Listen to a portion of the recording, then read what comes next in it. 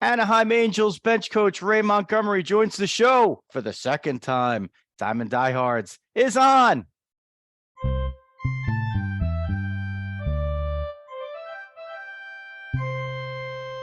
Joe Rizzo here, bringing you baseball. And we got the really you were kind of probably like the first real guest that was outside of the regular realm on the show. Back then we weren't really doing video. We were just really doing audio. So now everybody gets to see you. It's Ray Montgomery, the Angels bench coach. It was a bit of a topsy-turvy year in the dugout, but man, before that, your journey to get back into the major league dugout. When I saw the news, I guess it was sometime, in the off season last year, maybe it was January, February that you got named bench coach, Ray. I was like about floored. I was like, wait a minute, he hasn't been in a dugout in a long time. So you've been in a front office, scouting, those type of positions, but you really, I mean, had you been in the dugout since you were a player? No, I really hadn't. First off, thanks for having me back, Joe. Yeah. It was something I had always, talked about wanting to do, but when I got done playing, I wanted to take a break from that side of things, spend a lot of time in the dugout on the field, traveling around. So I figured I'll go into the scouting side first and we'll see what happens. And it happened, right? And it happened just like how everybody drew it up. Yeah. So how did those conversations start? So let's, of course, I'm wearing my Fordham shirt. You got your Angels sweatshirt on. That's actually, I love that one with the lowercase a and the offset nerd halo. It's a real classic design. So I'm a little jealous of that. So I usually I'm one of these guys, like I like to start at the beginning, we're going back to, growing up or high school, but I actually want to start more into your tenure with the Angels. So you come on as part of the, a group of assistant general managers, right? There were three of you guys that were kind of brought on at the same time. You guys make a full sweep in the front office, and you were part of that crew that drafted all 20 pitchers, right? That's your whole entire draft was 20. Everybody's like, well, the Angels, they got Trout and they got Rendon and they got Ohtani, but they don't have any pitching. And then you guys draft 20 pitchers in at 20 rounds. So that was your first year in the front office, was it not? So that was the year before last? Correct. Yeah. And as that unfolded, it was kind of funny. You mentioned it hadn't been done before.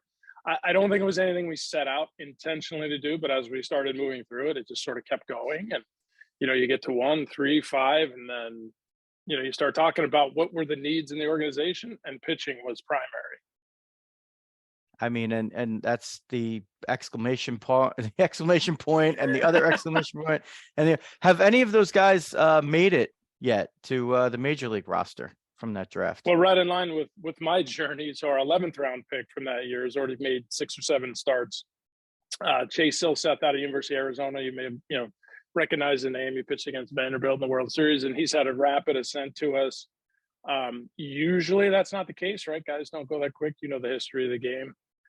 His tremendous stuff, got to refine a little bit of it. But the guys in that draft are tracking well. They're all in the upper levels. Our AA team this year was quite talented. I don't know if they set a record for wins in the Southern League, but they won that league, going away. They didn't win in the playoffs, but the guys are moving through pretty well. And, it takes more than a few to get one to get here. So having a Silseth already here is a huge, huge accomplishment and a huge need for us. So you start that, right? You're kind of locked in as, an assistant GM. Of course, you're, experience in scouting, which, people may not know about, but you've been, a scouting or farm director at, for different organizations, different levels of literally over the past like 20 years, right? Practically every role that you could have, Ray did. And, now you're in Anaheim in this front office job. How does the call happen to say, hey, Ray, I guess it was Mike Gallego had that spot before. And right. and then he left, right? And then they're like, "Hey Ray, how you feel about going in the dugout?" Like, or was it something different than that? That was pretty much it. So we're sitting. No, it was kind of one of those deals. You mentioned the different experiences of things I had done. Spending 13, 14, 15 years playing. I'll make the joke you made earlier before we got on the air. I had good season tickets as a player, right? So I saw a lot of good players in the dugout in Houston. It was something that I had always, hoped there would be an opportunity to do at some point. I've never set out this path. I just kind of took it as it came. So after we made the changes with our major league staff last offseason, and you mentioned Mike Gallego, he actually stayed with us, and he ended up becoming our third base coach when Nev was named manager. So Mike was really gracious and welcoming. We had a nice thing going there throughout the course of the year. But as I talked with my wife, and we saw where our kids were at, and we had waited a certain number of years to make those kind of decisions, it felt like the right time. But how is it? Was it you that threw your hat in the ring, or was it them that who came up to you and said, "Hey, we'd like you to give it a shot"? I'm just wondering about the genesis of all that. Yeah, so it was Perry, and it was obviously mutual conversation. As you're sort of kicking around in a hypothetical way, you're talking about potential candidates, what they'd hope to bring to the situation, what the needs for the situation are today. I think today's game, if you want to say anything about it, the traditional roles may or may not be what people are used to in the past, so to speak, like whatever the job description might be. So I think you have to cater it to what you guys need individually as a team.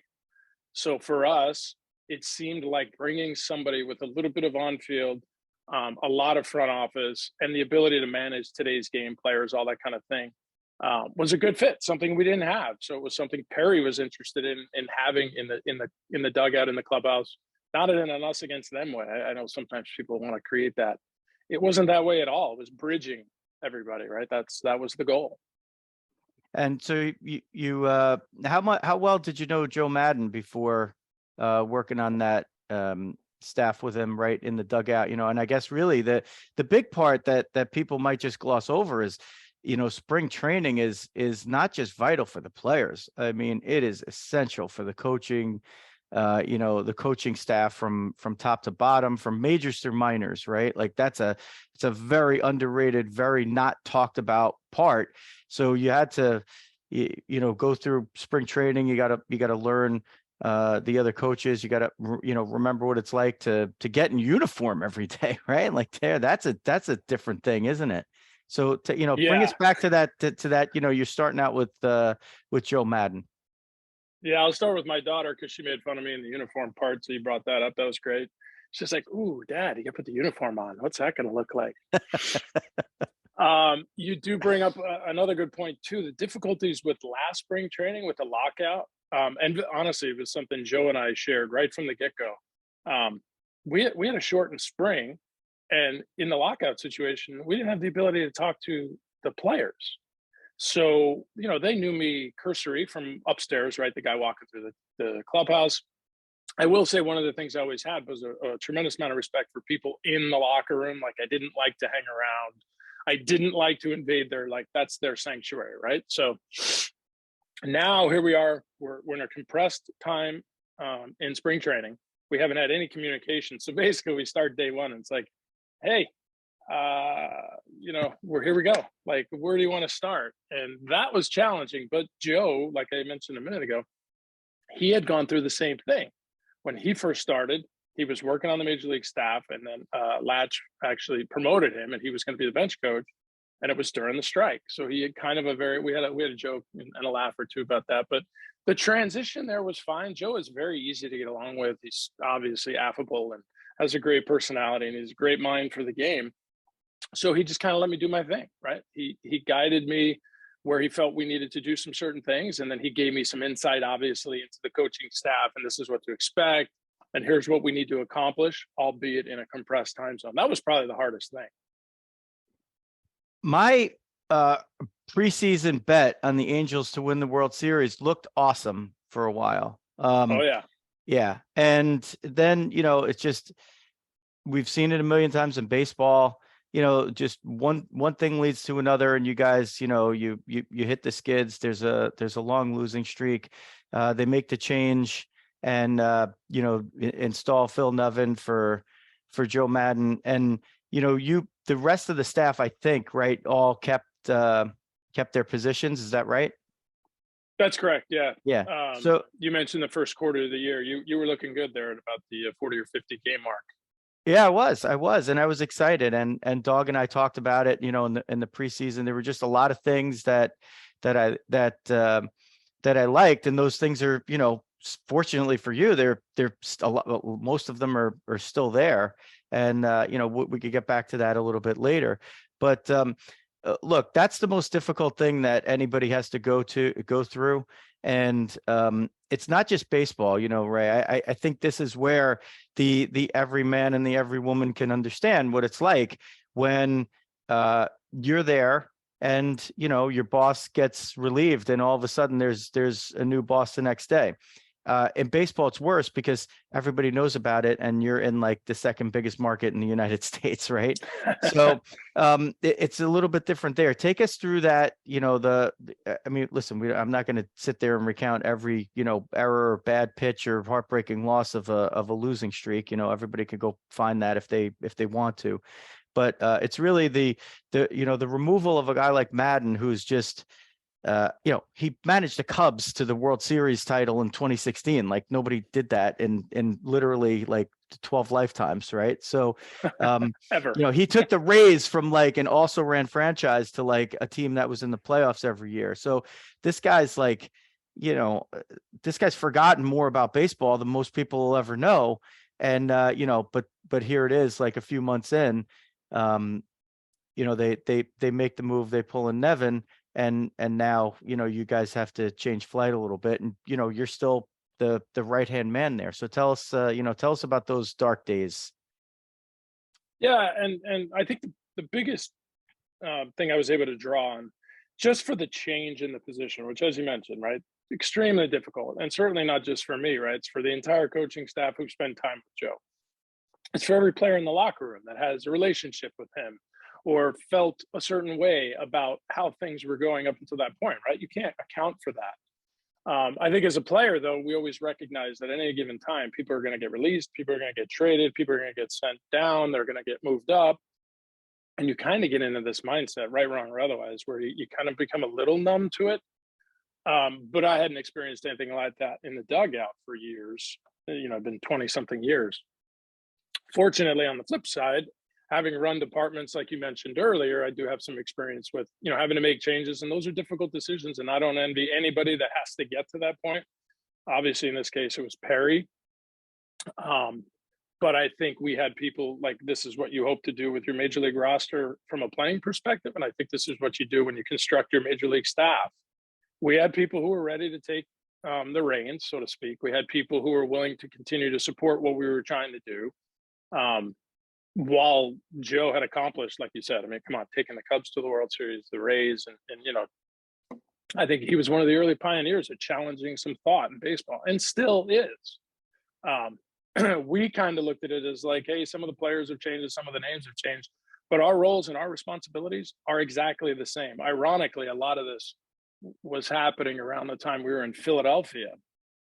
And, throughout the year, even when we were going through that losing streak and we lost a couple of heartbreakers in Philly, and I can recount every single one of them with you, which we don't want to do that, like you said, but let somebody else go do the work on that. But, they were 3, 4, 5 games under 500 at the time. They had just made a managerial change. And at the time, they weren't thinking World Series, right? No chance. And here we are 6 months later, not even. And they're, losing to Houston in the World Series. So I think at the time, tough decision for Perry, obviously, tough decision, anytime you replace the manager, especially mid-year. But I do think the guys responded in the best way they could. You have to give people time there, to each his own in terms of how they process that sort of thing. And I think we did that. And then with Nev taking over, and listen, insanely qualified. I don't have to speak to that. I think everybody knows what he's done as a player, what he's done more importantly as a manager in his career. And it was a nice finish to the year in terms of getting that sort of piece behind us, if you will. So then you have the infamous brawl, and Phil gets suspended for 10 games. So now you got to manage. Just how we drew it up. Yeah. So now you're kind of running the show. I think that was what, June 29th?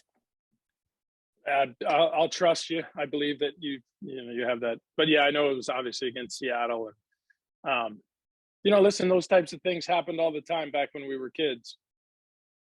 They don't happen as much now. So I think when they do happen in LA with two of the biggest stars in the world, it gets a little attention. Yeah. So tell us about this day that, so you don't, so for people that are curious, like, oh, I'm going to go look them up on Baseball Reference. You don't get credit for managing those games. They still go under Nevin's record, even though he was suspended, so you were it, right? You were put running the show. Yeah. Oh, for sure. And we talked about it. Doug Melvin had said something to me like 15, 18 years ago, not to date Doug, or myself, I guess. But he had always said, like when he was constructing his major league staff, you have to plan for something happening. This is not a brawl and a 10-game suspension, but if your manager, has a family situation or gets sick, God forbid, right? Somebody has to be able to step in and manage the team. So listen, I was not alone in my decision making on that. I had people around me, from Nev to Haas to Gags to a number of different people in the dugout, Matt Wise, Benji Gill, all of them. And we collaborated and sort of rallied the troops. And it was, not something I took lightly, because let's not forget what we're doing, right? These are major league games. This is really important. I had plenty of feel for, how we have done things leading up to that point. And there was one game where Joe got ejected in Texas, and I think my managerial acumen that night lasted one pitch for Iglesias coming in to close the game, giving up a home run that cost us the game in the bottom of the 10th. But yeah, it was something like we had to step up and do. I have no regrets about how we got to that situation, right? I mean, you can't throw at the best player in the world, let alone, if not one of the best in history. So that's how we got there. As far as how it went, right, no credit. I get all the blame. I have to do all the work plus my job. And Phil was, up in the suite and sipping on Mai Tais, maybe. I don't know. Yeah. Well, I mean, so basically it's just like being a father. You got a lot of experience with that. You got to pay the bill. You get all the blame, whatever. And, no credit, but like, no credit. Yeah, it's all right. We deal with it. All right, we gotta give a couple of shout outs here to our supporters, Gatto Acupuncture and Wellness in Glen Rock, New Jersey. Book online at gattoacu.com or call 551-212-3845. Go see Dr. Melissa. She will keep you in order. At the left shoulder over here, I wouldn't be able to do this. I'm throwing it right over my head with ease. And that's thanks to Dr. Melissa. So go check out Gatto Acupuncture and Wellness.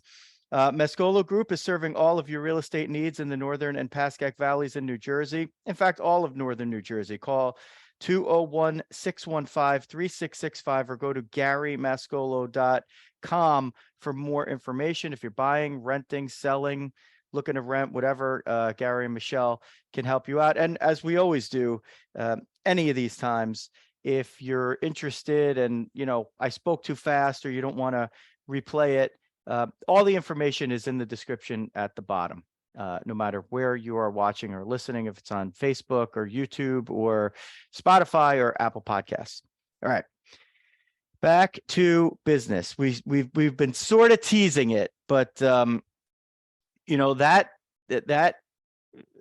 time where now you're managing, so you get to tell you don't have to tell your kids because they got to see it, but you could tell your grandkids that you managed Mike Trout and Shohei Ohtani, right? I mean, that's a pretty big deal.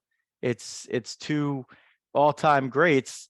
And, when people think of the Angels, right, it's amazing to me how a player like as generationally great as Trout, that he's synonymous with anything if you think of with the Angels, and yet Ohtani comes along, and I would say he's the more recognized to not the average fan. I mean, the average fan knows both of them, but to the average person, they're more likely to know Ohtani than Trout, and Trout is like I said, a generational, like a first ballot Hall of Fame, like top 15 of all time kind of guy. Like these people don't run across our path very often, but now you have like two of them. And like, you go from Milwaukee, a couple of years ago in the front office, and now you're in the dugout managing these two guys. I mean, so my first question in terms of that is, were you more nervous the first time that you were in charge that day as a manager, or for your first major league at bat, or say the first time, you were playing in the outfield and you had a ball hit to you? Oh, yeah, that's a good question. I joked with Mike when I first came over. I said, I know you waited your whole career for this, so here we go. We can do this together now. Shohei is, so different in so many ways about just he is like the worldwide, right? He's sort of like the global thing.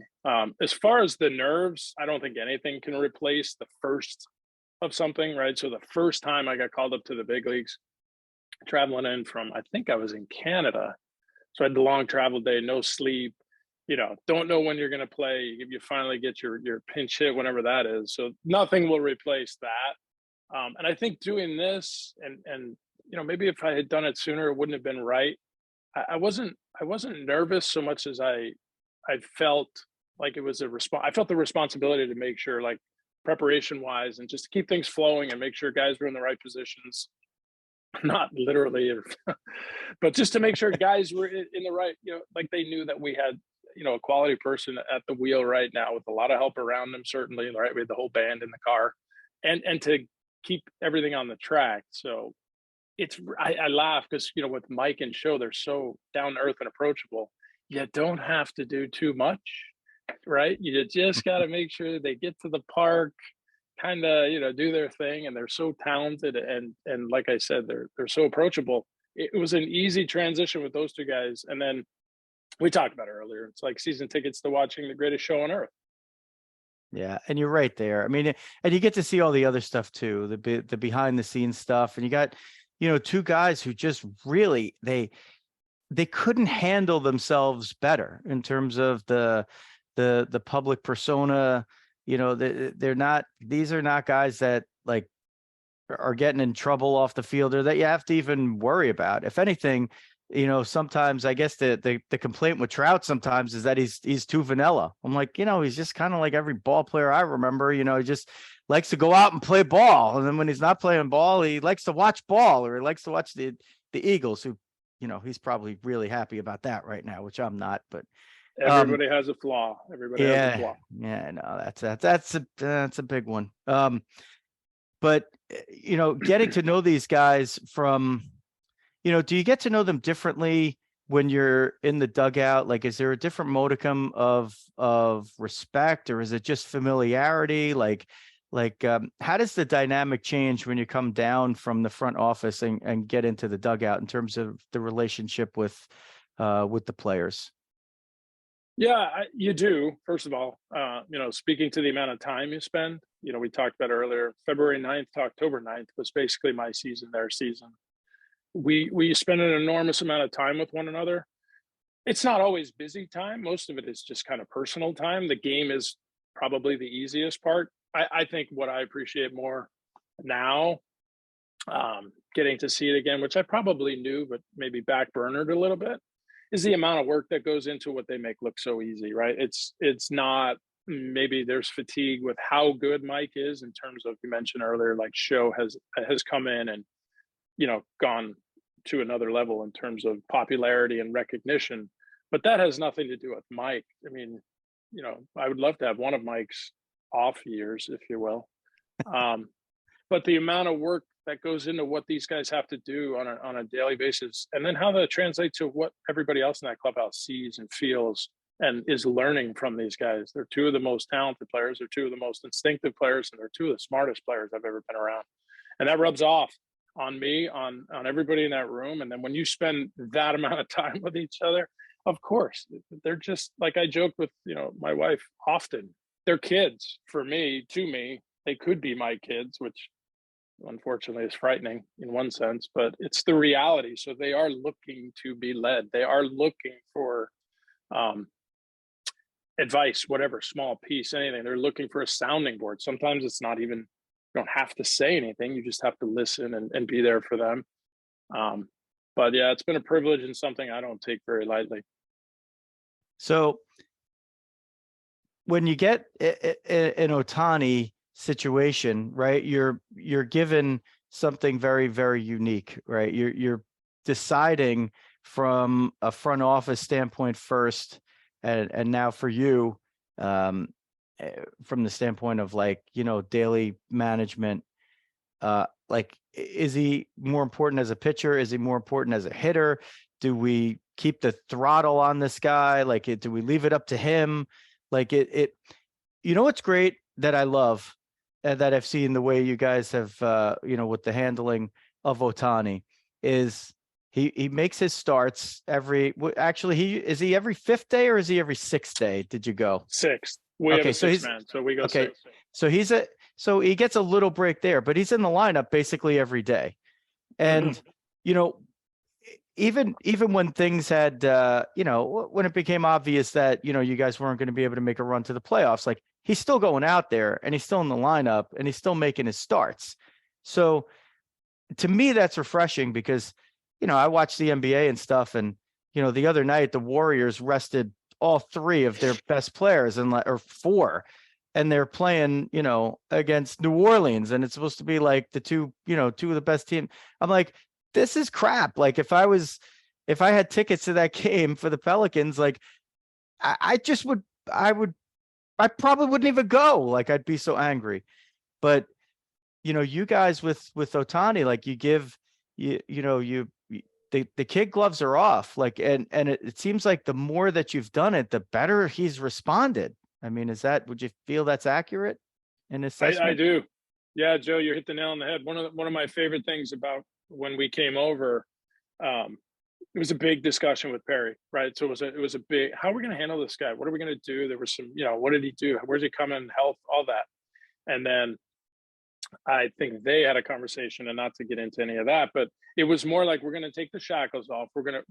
He wanted literally for this, he wanted to show this guy off to the world. Anything that Shohei had hoped to achieve or accomplish with respect to doing that, right? Nobody had ever done it. There's no roadmap. We said, listen, if we're going to do it, we got to do it. Like, go and do it. We'll play off of you. We'll obviously monitor you, but you're kind of blazing your own trail, if you so to speak. But there were no shackles. There were no limitations. And credit to Show, he flourished with it. But I also think he flourished with what you just described. He wanted to be out there every day. He knew the importance of being out there every day. I think it helped him on both sides because, there's I don't know the science to it, but certainly, they're obviously load management stuff, and we're as well versed in it as anybody.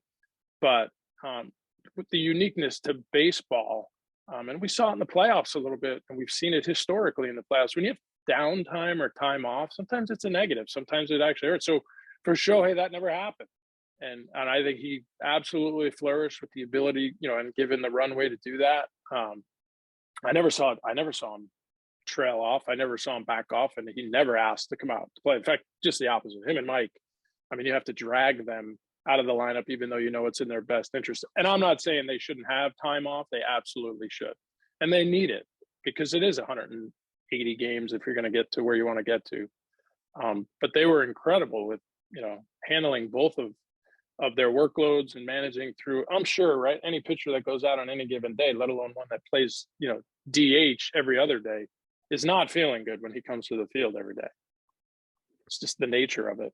It's funny that you bring it up and you talk about Trout. It's like all we hear, he's out for, a chunk of the season, and, everybody's worried that he's got this, this condition with his back that's been reported, and is he even going to come back this year? Probably not. And then he comes back and he hits a home run in like 7 straight games. I'm like, just a reminder, still Mike Trout. Mike Trout. Just a reminder. Still like, Mike Trout. So, when you talk about that, like, he's always there. You had Rendon back for a little bit this year. If you can get him back full time, I mean, that big three, I mean, I'll take it against anybody's big three. and then, you have a few other guys that have really filled in nicely, and, more prospects on the way, right? Especially pitching wise. And, you're starting to, it looks like you're starting to be one of those teams where when you turn the corner, it's probably going to be a pretty quick turn. That's just the way I see it. I don't know if everybody agrees with me.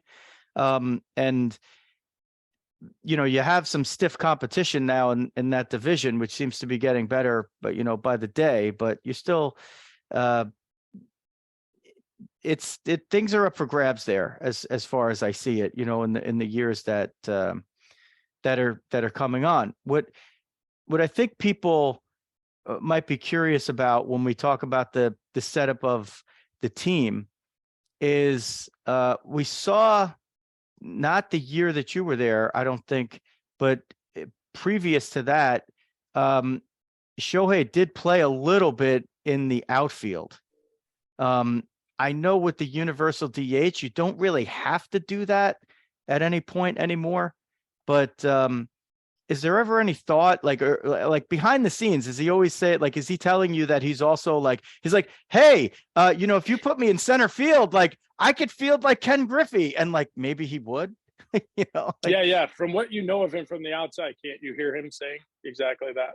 Oh, I mean, I don't know if he would say it, but like, I wouldn't be that surprised if like he's shagging fly balls in center one day and he's like going over the wall, and like even Trout's looking at him like, wow, you could do that too. Like what can't you do? Yeah. So does he petition to do it? Like, does he want to also play the field, or is he like content with doing this double duty? Oh, well, one thing he's never is content. I can tell you that. That word doesn't exist for him.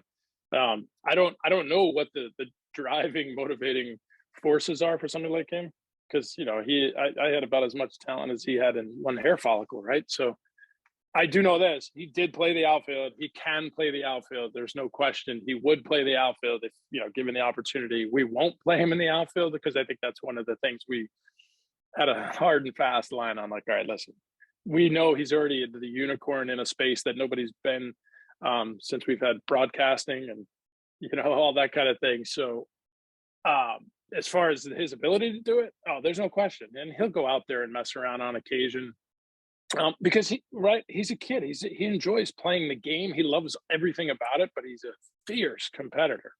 So that drives part of what he does too, is the competition with himself and what else can he show people that he can't do. You mentioned our big three, and I would push it to four. And one of the things that was appealing about going back downstairs earlier with Rendon is I've known Tony since he was in high school, right? So that's one of the unique things about my being the person who may have entered into this fray. I know I have cursory relationships with all these guys dating back to when they were Anthony Rendon from a high school in Houston who went on to be a star at Rice and then obviously a World Series champ. But knowing him, it was one of the things that excited me about our team. When healthy, it's immeasurable the things that Tony Rendon brings to the team, the clubhouse, the field, the lineup, you name it, he's a part of it. Not to mention, he wears the hardware that everybody respects and admires and looks up to.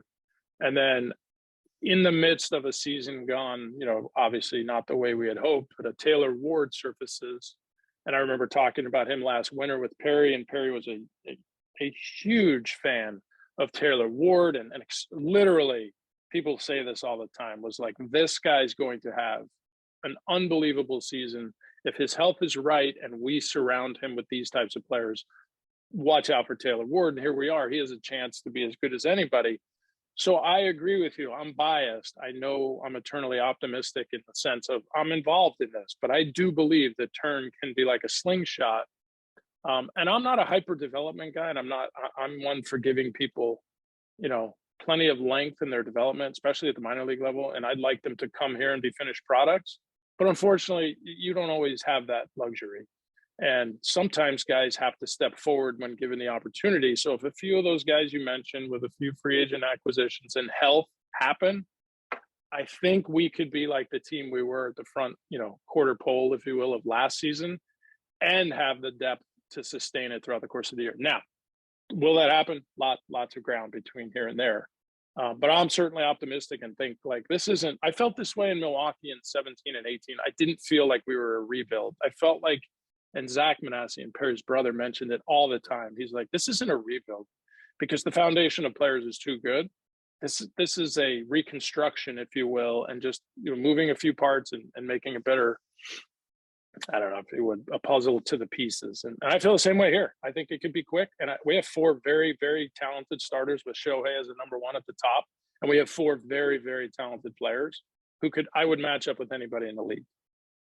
And you got some of those other guys that have been able to fill in and get a chance, like Rengifo, right? Like he's a very nice player, and there's I don't think there's a shortage there. Like I said, a slingshot. I like that. That's when I put the money down on you guys again next year, that'd be like, dog, this is the slingshot year. Here it comes.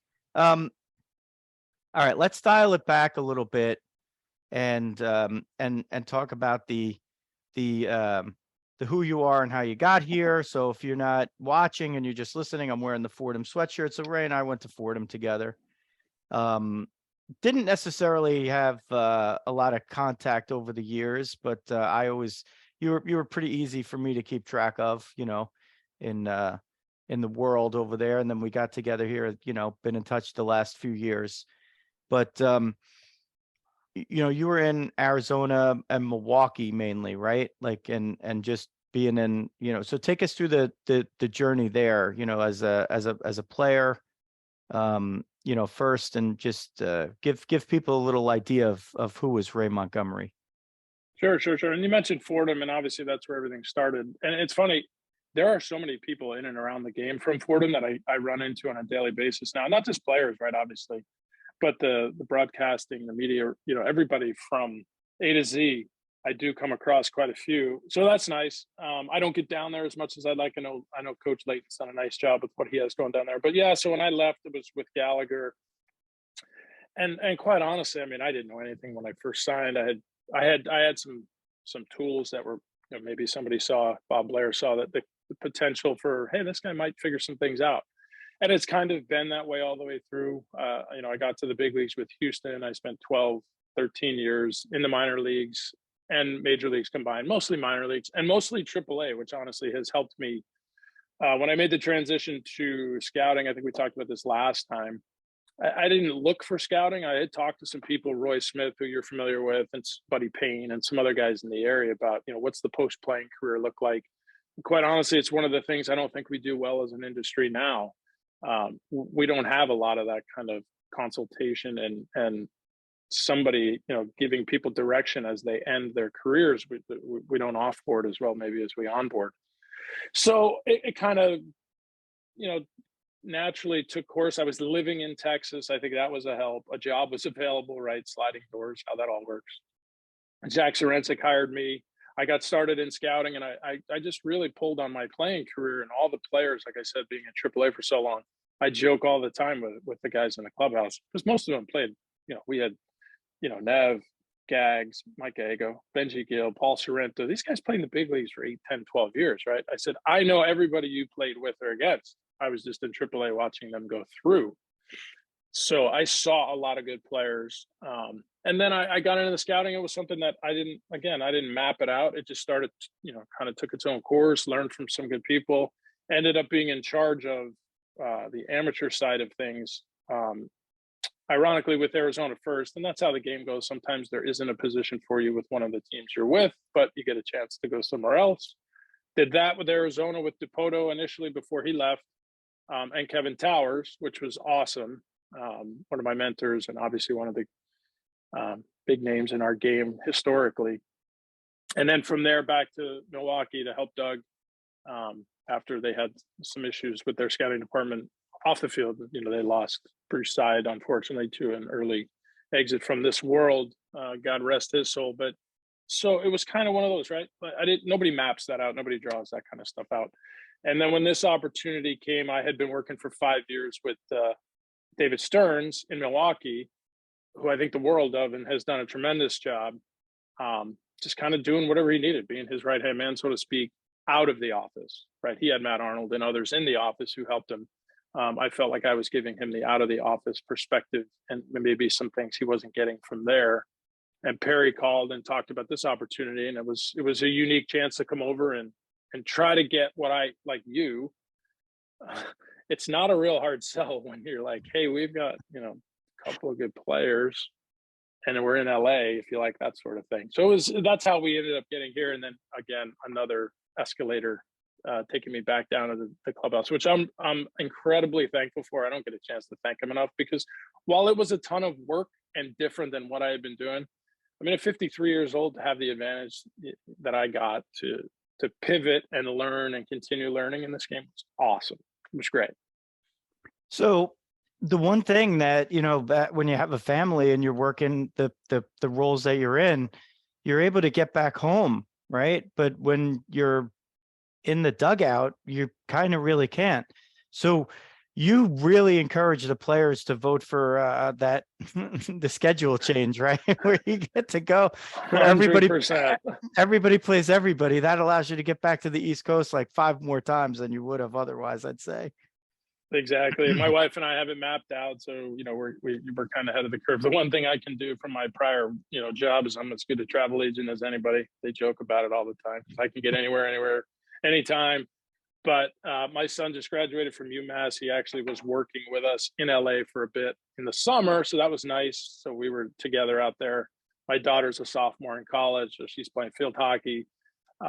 But the timing of that and the support of that has to be right, or there's no chance this works, because the schedule is demanding. Yeah, it's I mean, actually, you don't really even have to be your own travel agent anymore, right? You just keep following along. How many pants do I need for how long's this road trip, right? And then you're back or you're not. Yeah, and no complaints on the Major League travel. I don't want anybody to miss, that I have any misgivings. It's obviously we travel very well. We stay in very nice hotels. But when you're in cities for 3 days at a time, it does add up. It's quick. And the games, that's the other thing I think I gained another healthy appreciation for. To win a Major League game on any given night is incredibly challenging. And when it's 1 of 162, you have to keep all of them sort of in mind. You can't entirely focus on just today, but you sort of have to.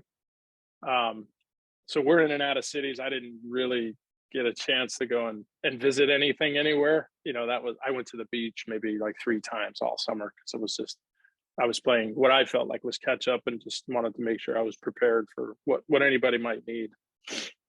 The tough thing about Joe Maddon getting dismissed, I guess, is the wine. You don't get the wine anymore, right? Yeah, he's incredible at that. We had a nice thing going. We'd have a little toast after each win early in the year, right? So it was good. I still have the chalice, right? We all had chalices. So Oh, tell me about the chalice. I didn't know this. Oh, yeah.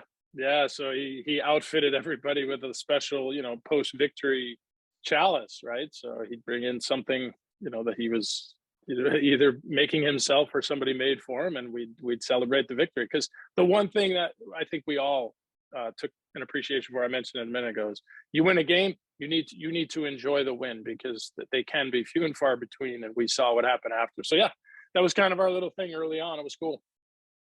A number of years ago, I asked Debbie Rizzo for as a gift. She was looking for gift ideas for me, and I said, what would be good that most people don't have is a chalice for everyday use.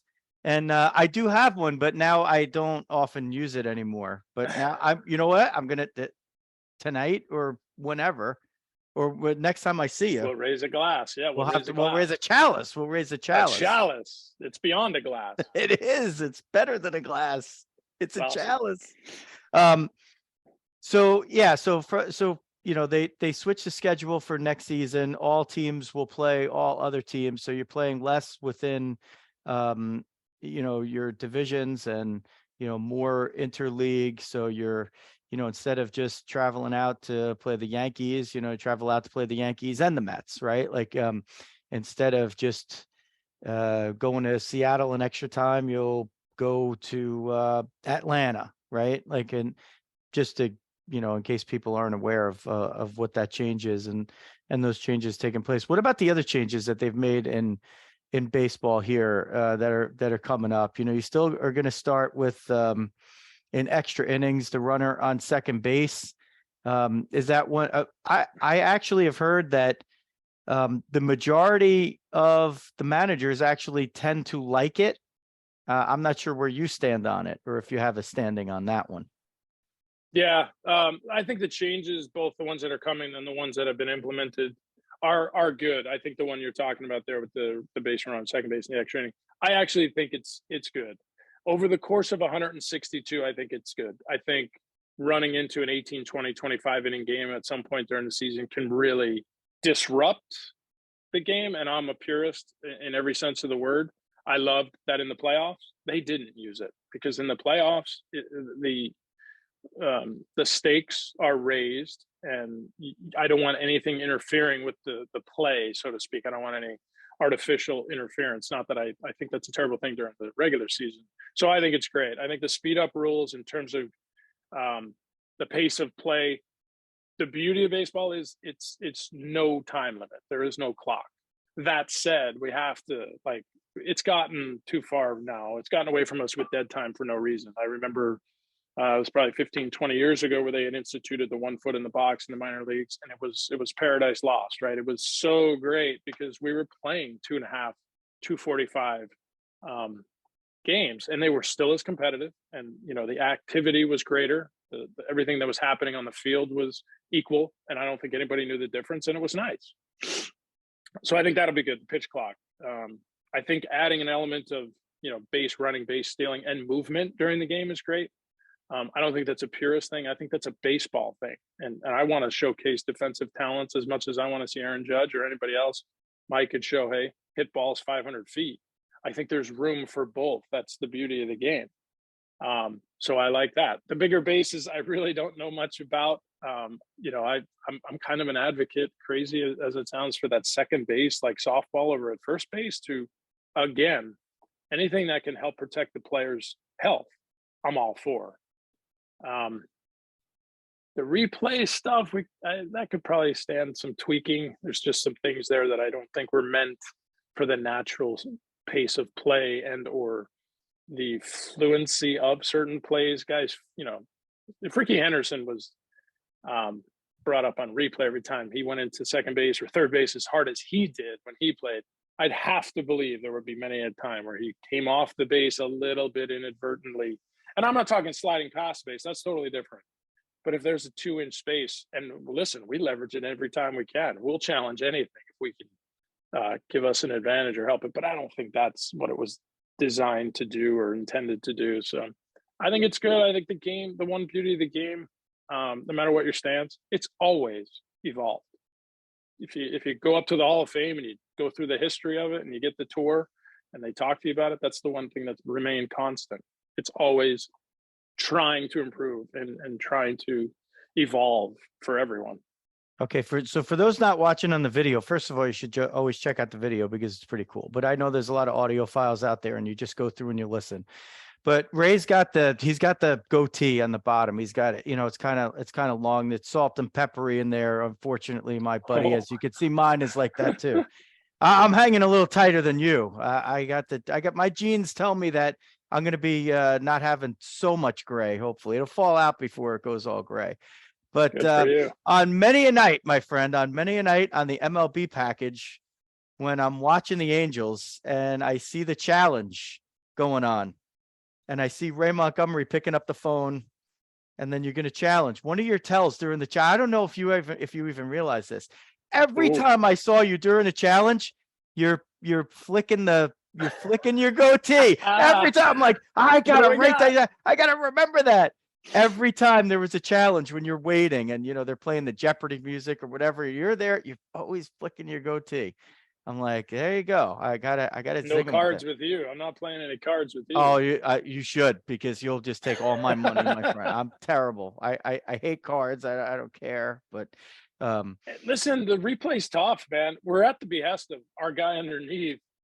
He has 50,000 camera views and he has all the angles, but we're in the dugout going basically what we saw live, and we all have opinions, right? But I think Mike got one wrong on the entire season, right? He sees everything. So when you see me on the phone, most of the times, if he's sitting there, I'm just going, "What do you got, Mike? Safe or out?" He's usually right. But it's a very condensed time period, and while we have time to make sort of an assessment, he has a lot of camera angles, but there's still a clock on him. So most of the time, I'm like, "All right, we gotta go, we gotta go." So I can live with the changes that are there, except I hate banning the shift. That's like Okay. that's a bridge too far for me. Like Okay. I want players to utilize all of their batting skills and to be able to be smart enough to take advantage of, when they're going to overshift. You watched the World Series. I'm sure you watched every pitch, or if not, you kept track of it. And one of the things that was controversial that left a lot of people scratching their heads, especially Phillies fans. And let's face it, a lot of people who didn't have a dog in the fight were rooting for the Phillies because of the Astros reputation or their perceived reputation of it or whatever. And they're in game 6. They're in the top of the 8th inning, and the Phillies are down, and there's 2 outs and 2 strikes on Kyle Schwarber. And Kyle Schwarber squares the bunt, and he fouls it off, and he walks back into the dugout. And, I saw a lot of people on social media and otherwise saying, what the heck is he doing? How is he even thinking of doing that? And I actually thought I didn't even listen for an explanation from Schwarber or Rob Thompson or, whoever. I just kind of figured, like, what's going to happen in this situation? They're overshifting on the right side. Bregman is staying in position at third base, with 1 or 2 with no strikes or 1 strike, where he could guard possibly against a bunt or against a cue shot off the end of the bat. But at 2 strikes, he's moving back to basically where, either he's moving to the right side of second base and Jeremy Pena's going back to shortstop, or Bregman's just probably moving to shortstop because he's as good as any shortstop anyway, defensively. Yeah, he is. And so he moves back. So Schwarber's probably figuring, if I lay a bunt down, I got 2, 3, 4 behind me to get on base. And if somebody pops one over the wall, we just tied the game. But they, he was like vilified for that decision. But when you take the shift out of it, right? Like, he's never even thinking about that decision. He's always just hacking away. Like, he's not even thinking about that decision, Ray, with no strikes, right? And I like the fact that these guys would like Anthony Rizzo. He'll throw the bunt down there. Bryce Harper had 4 bunt hits in the first month of the season. And I don't know how you guys do it, especially I'm curious, like, when you would talk to these young players, coming up through the minors that you're drafting and developing, and so many of these guys just will relentlessly hit into the shift, like, and they won't lay down a bunt, or they won't try to hit the ball the other way, like stuff that we were just brought up on. I mean, Ray, could you imagine being in the Fordham dugout and somebody comes up and you got a guy on second and nobody out, and the guy rolled over a ground ball to shortstop? You'd kick his ass when he's walking in the dugout. Be like, how come you didn't hit the ball to the right side? Hit it to the right side, get the guy over. And now it's like, oh, okay. What, like, there's no, it's like de-emphasized. And that, I think they're feeding into that by doing what they're doing to adjust the shifts. Infielders can't put their, can't be on the outfield grass. Go back to the 20s. You see that every second baseman against every pulling left-handed hitter has been playing on the grass since, for 100 years. Now they want to tell them no. So that part is like a bridge too far for me. I hope that just, I hope that experiment gets flushed. But, how do you feel about that, especially from a fundamental standpoint, as a guy who has, scouted and developed players and acquired players from a front office level, and now is, in the dugout firsthand? Yeah, first of all, I agree with everything you said. We've been shifting for years. It isn't something that became a conversation until it became driven in numbers, and then it was focused upon because certain guys were losing or gaining, or however you want to broadcast that.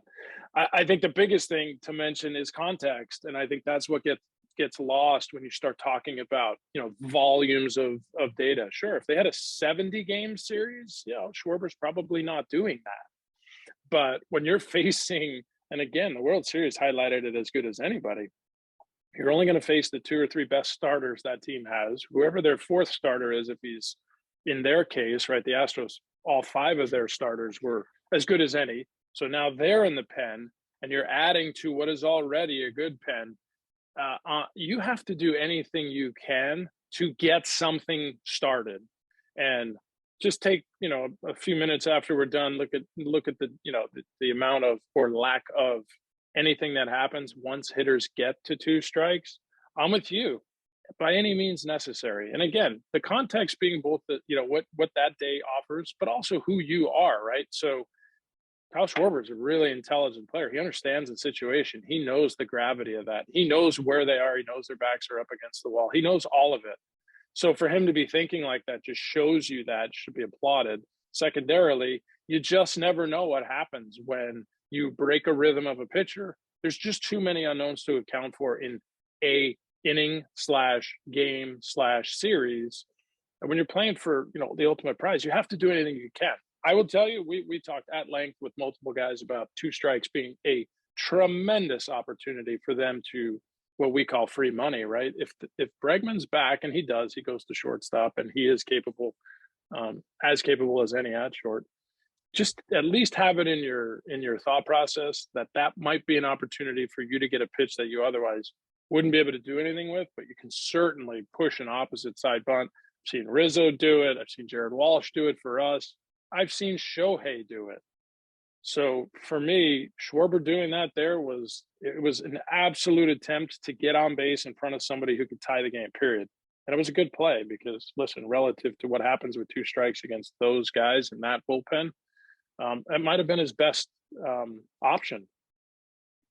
Yeah, I was sort of surprised that, a lot of good baseball people just thought it was, an absolutely, like not even that it was a horrible play, that they just didn't even understand it for anything. I'm like, well, it could have been the camera angle. They probably, on 2 strikes at this point, they're really focused in on the batter's face. They're really focused in on the pitcher's face. And they're not showing Bregman move away. Like they're not showing the defensive alignment. And to me, that's a whole, if he gets a bunt down third, he could get a double. Oh, it's happened.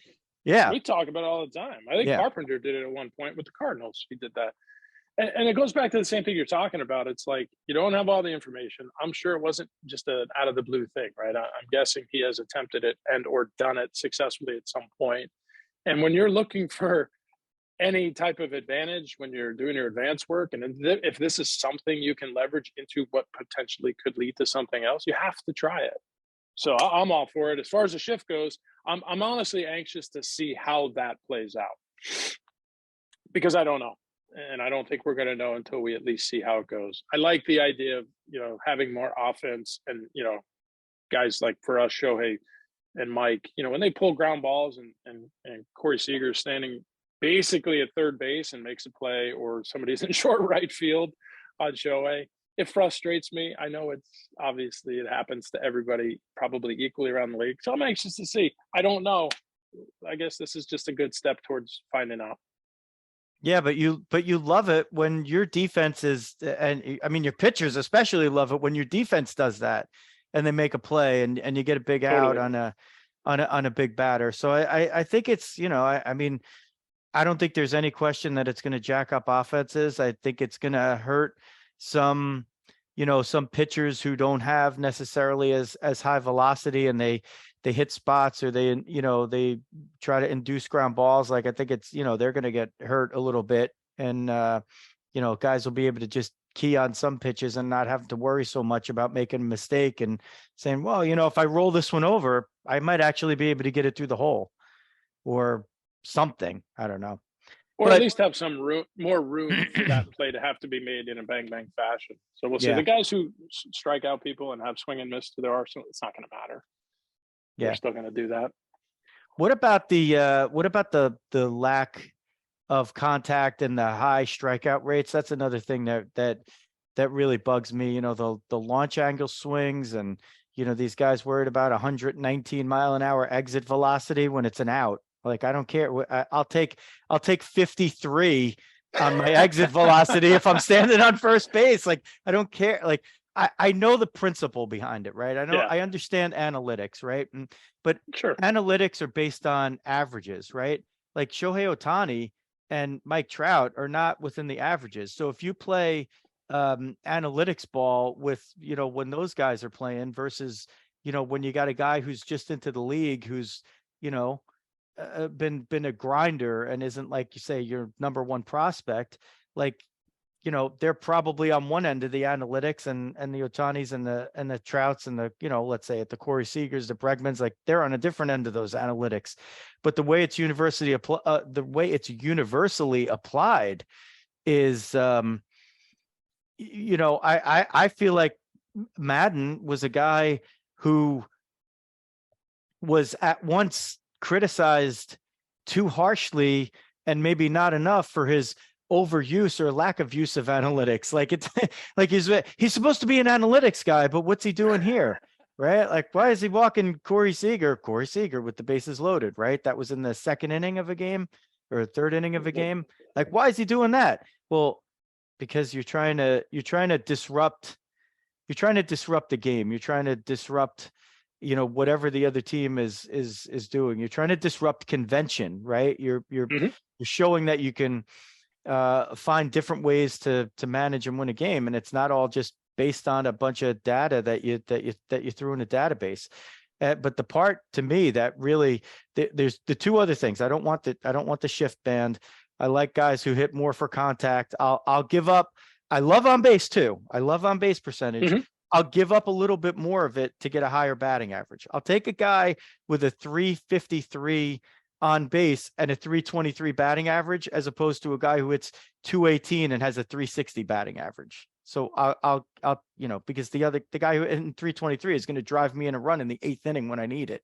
The other guy's going to take a walk or he's going to sit down.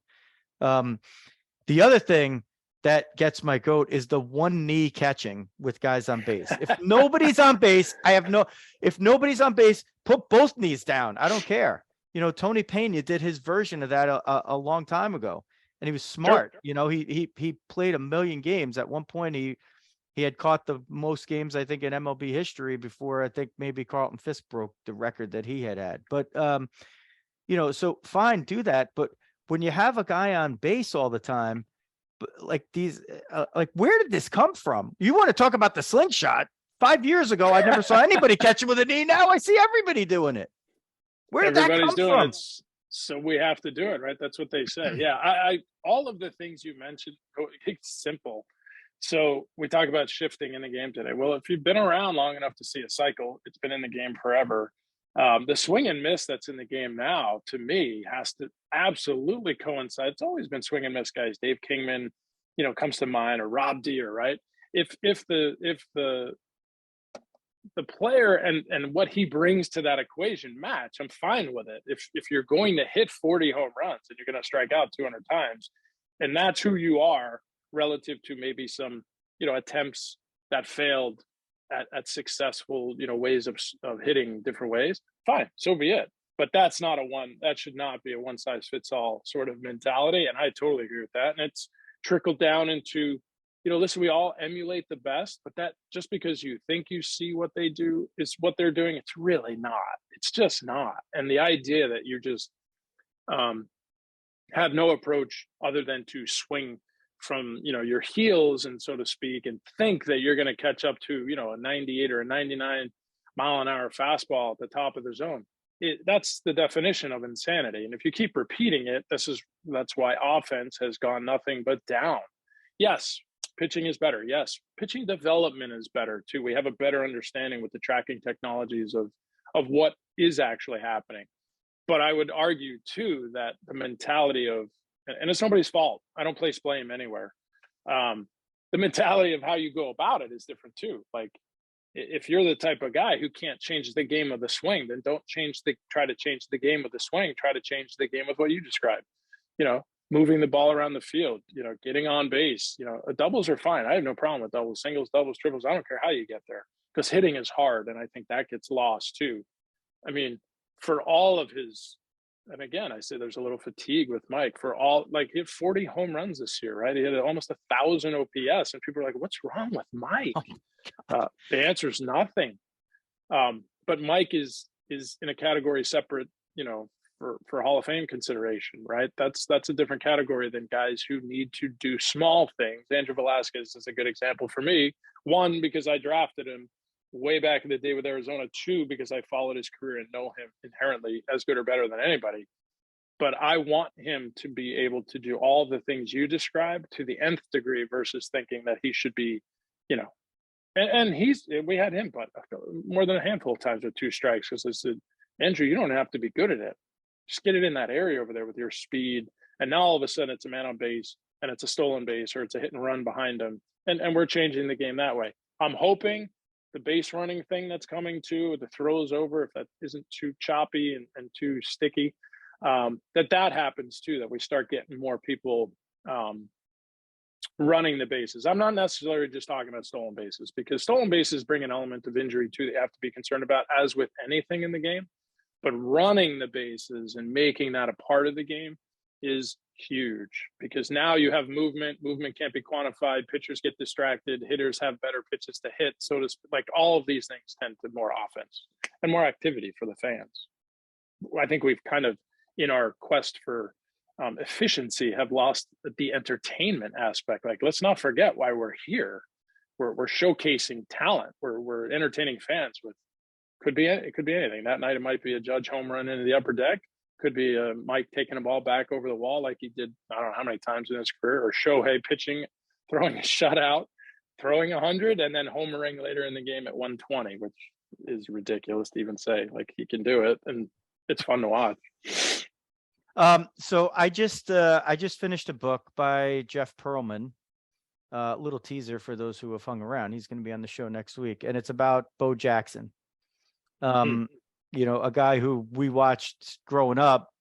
And, to me, I like, as much as everybody always feels like he was more of a football player, his career in baseball did last a little bit longer. And I always, like, I feel Bo more as a baseball player for me. Like, the early Bo, yeah, football, but like the longer lasting Bo was baseball.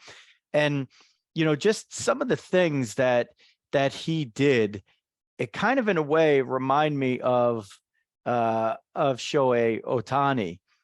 Not quite exactly, but like when he was in high school, for instance, they were going to, the playoffs, and he didn't pitch a game all season.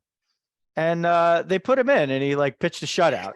You know what I mean? Like, he hated pitching, Of course but he threw 90 when he was like 16. So nobody, you at 16 would have been one of the rare kids who maybe would have been able to touch 90, but most of the other 16-year-olds that you played with didn't. So it was kind of just going to go down like that. Like, the one he'd get enough in the strike zone, and the ones that missed the strike zone, everybody was afraid of him anyway. But like he was a guy that struck me, that I said, well, if he was just always a baseball player only, and he didn't have football, and he had the what Bo was as a baseball player was he was always like very raw. He was never honed, right? Like, he was just too good for his own good at it, maybe. Like, it was kind of easy. And baseball's like, it's a game of repetition. It's just, you do something the first million times, and that helps you do it a little bit better the second million, right? Like, it's just, you gotta just keep doing it over and over, and just learning the little skills and the intricacies and things like that. Like, to me, he's probably one of the guys who would have been able to do it, but even he didn't do it. And, you have an Ohtani that's here. And it's not just that, it's that he's allowed to do it, that you guys allowed him to, you allowed his flower to fully bloom. And I think that's a credit to, I think that's a credit to the player first, of course. Obviously, he gets, Sure. chief load of the credit, but to the organization to have the cojones to actually say, all right, you know what, we're going to do it. We're going to do it. and they, And the pitcher DH rule, right? Like that's a, huge. I mean, I call it the Ohtani rule. It's the Ohtani rule. Like It is. it encourages kids now, right, to look at him. There's kids now, you know it. There are kids now saying, I could do that, right? 100%. And I want to see it. I love. Yeah, I want to see it with you, because you said something that was really good. You said Bo was too good for his own good. I honestly, it really was. So when you talk about show and the fact that he's able to show to everyone, no attacks on coaches throughout the world, right? But the idea that you're a something only at 12, 13, 15, 18 years old is insane to me. Like, I think back to a guy like John Olerud, who, obviously I was going to mention him. I was going to say he would have been the guy that I thought could do it. He would have been the guy, left-handed pitcher in college. He was as good as anybody on the mound. And how many others from John Olerud to Shohei didn't get the chance to do it? And we know they could, because these guys are so. Dave Fleming, when he was at Mayapack, I think it was as good as anybody, both ways. And then he developed into a pitcher later. But John Olerud did it in college and was an All-American on both sides. And then he won, threatened 400, won batting titles, was an unbelievable first baseman. I think it's great. I wouldn't say it's for everybody, right? It's going to take an exceptional few. But the idea that guys are at least challenging their athleticism and not becoming sort of drones as I am a pitcher only at 14, I'm happy for that, because I think it's opened up, like you said, it's opened up what we would hope would be available to everybody when you're just starting out or playing to a certain extent. That's just it. Bo was going to play football, ran track, right? He did that too. I think he won I'm not 100% sure on this, but I think he just ran over to the track and won the states, right? Yeah. Who does that? Bo did it. That was about it. Bo did it. That's it. Yeah, but there were a lot of those guys over the years, right? Like Brooks Kieschnick, Dennis Cook, Madison Bumgarner. I don't know why the Diamondbacks don't just DH him ever now. Hampton, right? He was another one. Was good. We had Kieschnick in Milwaukee, and again, credit Doug Melvin. He would never search for credit, but Brooks Kieschnick was basically playing Little League baseball for us. He had, done some things in the big leagues prior to coming over to us, and Doug had this idea that wouldn't it be nice to have a reliever / pinch hitter who had some power and could impact the baseball. It was very specific in Doug's mind, and he could tell you better than I. But could, instead of, because roster limitations are a big thing, right? At that time it was 25, and the ability to soak up some negative innings, if you will, and some, he eventually got to the point where he pitched in some, as with anybody, you're going to have to pitch in some more leverage innings. But yeah, I would joke with them all the time, like, you have the best job in baseball. You pitch when, essentially the game's in hand. You pinch hit with one thought. You're just going to try to hit the ball over the fence. And you're getting paid like you are a huge, huge asset to a team for a million different reasons. And nobody ever made mention of it back in the day. And yet now it sort of happens on a grander scale. And I'm not comparing those two. But what I'm saying is the forward thinking to know when you get around, good baseball minds and people who aren't afraid to take on tradition or opinion or social media. It was great. I always thought, man, what a job. What a great job for Quiche. Jesus. And here we are. Now we have the guy who's better than anybody at it. Yeah. So I think a good closing thought is I think that you're actually only at the tip of the iceberg with Ohtani, because his value in the regular season is incredible. His value in a playoff series is absurd, because now you have an extra player. You literally have the advantage of having one more player on your roster than the other team does. And not only that, you could determine whatever way you want to deploy that player. It could be an extra arm in the pen. It could be a pinch runner, right? Which we've seen in the playoffs. Like, pinch runners have made the difference between winning a World Series and not. A pinch runner, right? If that's just, if it happens to be the way your roster is, I'm talking about Dave Roberts, which kills me as a Yankee fan. But you brought it up. And the A's had theirs right back in the day, Washington. So, like that could be the difference. But to me, he's just it's hard to find a guy that you would take over him.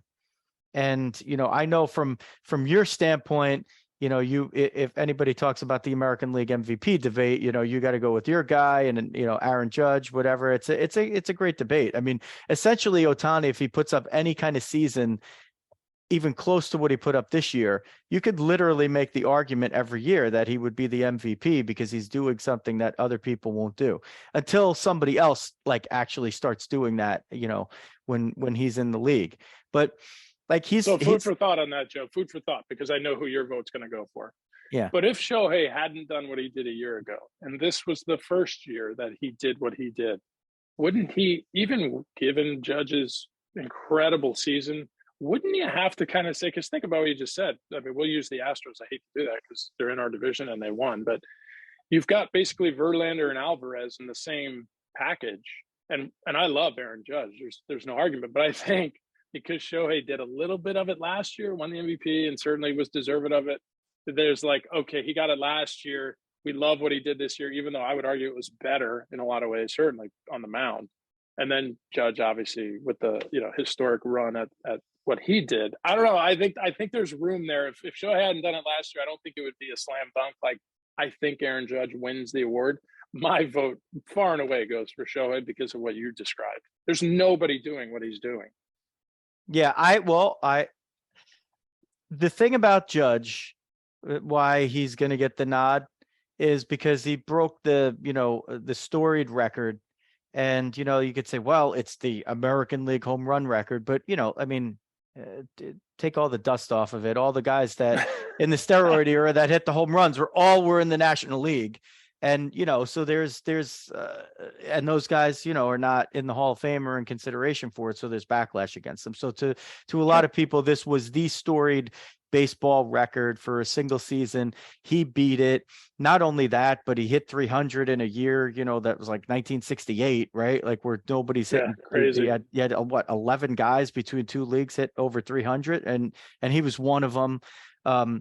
He played a lot of center field and played it really, really well. And he's already, defensively, probably the best right fielder that's out there. So there's he's doing a lot on the other side of the ball as well. He's not pitching it, but he, as a defensive player, Fair. he was playing, that main position. He played, not quite half of his games at center.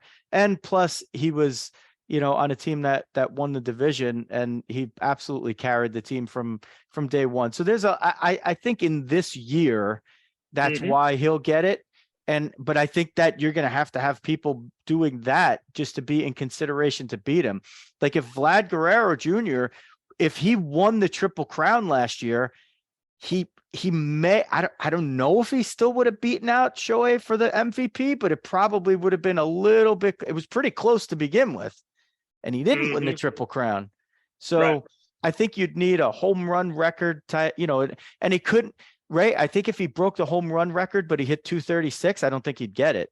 I think that Ohtani would get it. But I think the fact that he himself publicly made it a priority, that he felt it was very, very important for him to hit for, for a high average, like at least 300. And, he wasn't there, like he really pushed his average, from the middle of the season on. Like he was in the 290s, and then he just kind of, went on a steady incline. And also because of the defense, and he stole, 20 bases this year on top of it too. So he kind of did everything Ohtani did offensively, to that nth degree, like you're talking about, but he just didn't pitch.